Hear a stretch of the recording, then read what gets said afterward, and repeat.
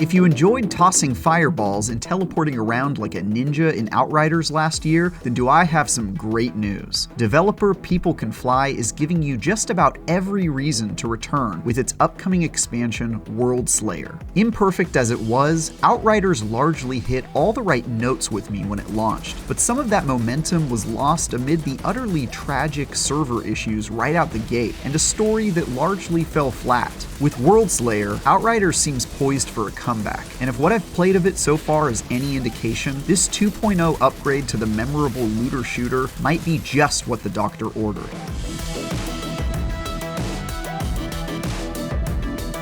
Worldslayer seems laser-focused on making everything about Outriders bigger. New areas of Enoch have opened up, which allowed me to traverse a whole new set of biomes and slay some unique monsters in the process. New weapons and armor have been added for some hot new firefight freshness. Most exciting of all, some new endgame progression options have been added for those who want to dive deep into build crafting and play long after the campaign is done and dusted. The new places I visited in my time with Worldslayer included a frosted wasteland with giant snow rhinos, along with areas that turned me into an icicle, and a gross swamp where an extremely rude fisherman tried to chop my face off with a knife. I'm a goddamn ghost, you ECA fuck.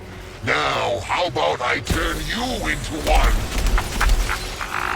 Obviously, the added variety of locales and enemies was welcome, but not as much as the new weapons and armor I found along the way, which are now more powerful than ever. Some new toys called Apocalypse items now drop with a third mod slot, which helped me take my build to the next level. I found an ice-themed auto rifle that leached health from my enemies and scaled with my anomaly power, as well as a set of armor that froze enemies around me whenever my health was low. I would have already considered Outriders' build crafting system to be one of the better ones out there, and with Apocalypse items, it appears to be getting better still.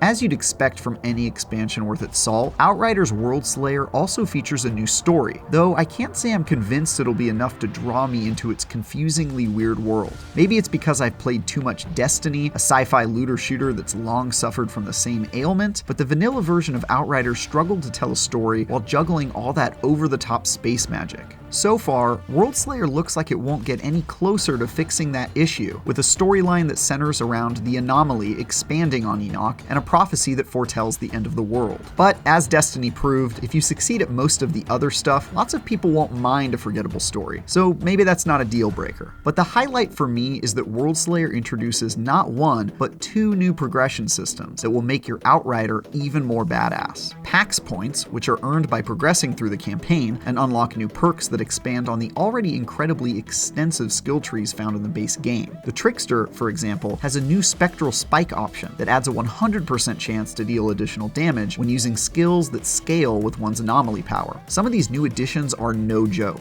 After reaching max level, you'll also unlock Ascension points, which allow you to overlevel your character's abilities up to 200 times. It's similar to Diablo 3's Paragon system, where incremental improvements are earned for those who really want to squeeze every ounce of power possible into their build. I didn't get to see this in action myself, but stretching the endgame grind beyond the base campaign could go a long way to keeping me engaged this time around. We'll see if Worldslayer succeeds at doing just that when it drops later this year. For more, check out our hands-on preview of Nintendo Switch Sports, and for everything else, keep casting your space magic with IGN.